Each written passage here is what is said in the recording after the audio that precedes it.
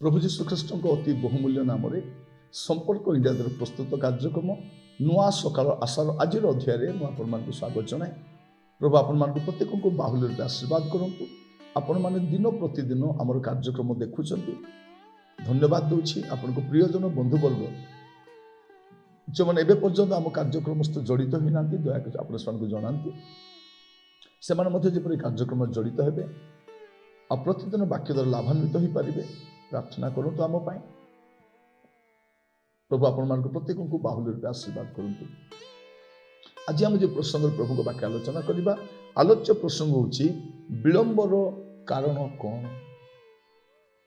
विलंबर कारण कौन। बेले बेले आपण जीवन में गुड़े विषय प्रभु विलंब करते केतरे विषय हठात हो जाए तो आउ केतरे विषय को प्रभु टिके विलंब करते आउ टिके अधिका विलंब करते आमे बुझी न पारी आमे बहुत व्यतिव्यस्त हो प्रभु ही जानी विलंब कहीं गोटे समय आस सब बुझीपारे से विलंब कष्टदायक विलंब बहुत पीड़ा दिए विलंब आम व्यतिव्यस्त कर पकाए। आज आम देखा से विलंबर कारण कौन मु गोटे घटना कहवाई चाहे। जौन लिखित सुसमाचार तार 11 अध्याय तार 6 पद अतएव से पीड़ित अच्छी बोली जितेबले से शुणिले सेतेबले से जो स्थान थिले से स्थान रे 2 दिन रहीगले।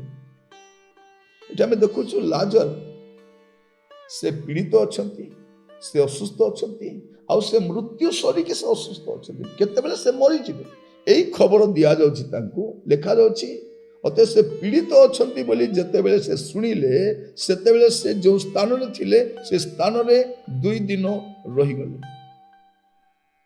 शिष्य माने भी आचंबित होते ए मार्था आ मरियम से भावी जीशु कहीं आसुना लाजर भी भावुव जीशु आसते भल हाँ आसते भल लगी था पड़ा अन्य मैंने भावुंट से जीशु तो अन्य समय आसुले आज कहीं आसीना खबर पठे खबर पठे कहीं डेरी कर जानी ना। प्रिय भाई भनी माने आपण मान जीवन में प्रभु अनेक विषय विलंब कर विषय प्राप्ति विलंब कर विलंब आम बुझी पारना केवल से जानती प्रभु आमको कहूना मुझे विलंब कर आपण मान प्रभु बुझापी साहाय्य करूँ। मोर प्रिय भाई भनी माने आपण मान जीवन में परमेश्वर गोड़े विषय को से विलंब करी नौटा आप बुझा दरकार नचेत आपण असुविधार पड़े। प्रभु आपण मान प्रत्येक को दया करते यह बुझापी से दिन मूसा चेष्टा कले समय किसी करने प्रभु समय नाला ता भितर से गले दीर्घ वर्ष अतिक्रम हो गला से प्रांतर जाए मेष चलाऊ किंतु प्रभु तांको समय कार्य कले।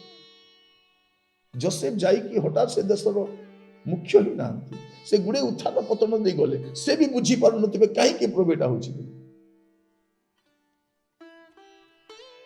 दाऊद को ऊपर अभिषेक करा जाइछि किंतु सिंहासन बसचंती किए साउल ए कहीं बुझी पार ना।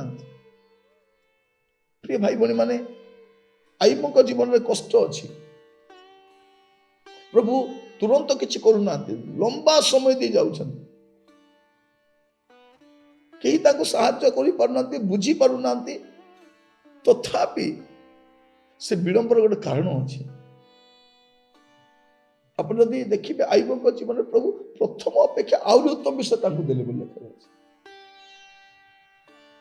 ମୂଷା ପ୍ରାନ୍ତରରେ ରହିକି ସେ ଶ୍ୱଶୁର ଘରେ ମରି ଯାଇଥାନ୍ତେ, କିନ୍ତୁ ପ୍ରଭୁ ତାଙ୍କୁ ଆଣିଲେ ଗୋଟେ ଗୌରବଯୁକ୍ତ ସେବା କାର୍ଯ୍ୟ କଲେ। ଯୋସେଫ ବି କହୁଛନ୍ତି, ଭାଇମାନେ ତୁମେ ମୋ ପାଇଁ ଯୋଉ ମଙ୍ଗଳ କଳ୍ପନା କଲ, ଅମଙ୍ଗଳ ପରିକଳ୍ପନା କଲ, ଅମଙ୍ଗଳ ନୁହେଁ ଭାଇମାନେ, ମୋର ମଙ୍ଗଳ ପାଇଁ ତୁମେ କରିଥିଲ। ତୁମେ ବୁଝିପାରୁନ, ତୁମେ ଦୁଃଖିତ ହେବାର ଆବଶ୍ୟକ। ମୋର ପ୍ରିୟ ଭାଇ ଭଉଣୀ ମାନେ, ପ୍ରଭୁ ଆମମାନଙ୍କୁ ଅନୁଗ୍ରହ କରନ୍ତୁ। ଆମମାନେ ଗୁଡ଼େ ବିଷୟ ବୁଝିପାରିନଥାଉ। ବିଳମ୍ବର କାରଣ କଣ? ଏଇଠି ପ୍ରଭୁ ଯୀଶୁ ଗଲେ, କେବେ ଗଲେ? 2 ଦିନ ରହିଗଲେ, ଜାଣିଲା ପରେ ରହିଗଲେ।